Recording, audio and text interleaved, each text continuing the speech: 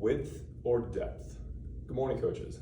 Today I'm going to be talking through a basic 2v2 plus 2 with two sort of principles built within width and depth.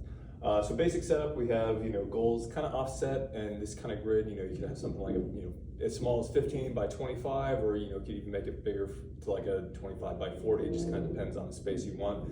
But basically we have two players in the middle playing two players in the middle. So in this situation, we have, purple is playing towards this goal, and they have two target players along the touchline. So they have target players built in as width.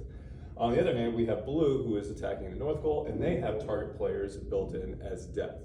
So the idea behind this is each team gets to have a target duo that plays with the two in the middle, but they provide a slightly different kind of support. So with purple, they have width built in, and for blue, they have depth built in, width and depth. And so the way I would do this, and the way we did do this was, we would play for 2 minutes, and then the two players for both teams in the middle would switch out with their counterparts. So the two blue would switch with their targets, go another 2 minutes, giving everybody the opportunity to be the inside player as well as the target player.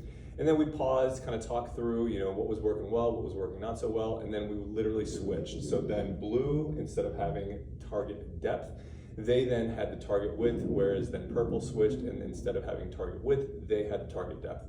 And so when we did this, I was really curious to see, given this situation and everybody getting the chance to have that target width and target depth, what would be the outcome? What would people prefer? And I made the teams as even as possible, so there was only really one variable, whether width or depth.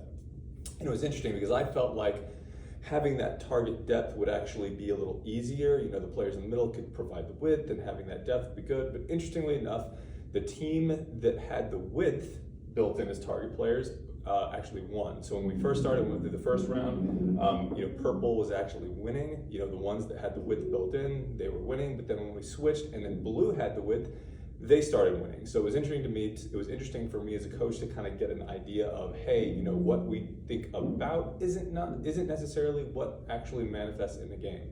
And so having this kind of setup, providing both teams a slightly different principle in terms of how we want to attack, gave a very interesting way of looking at how players can be successful.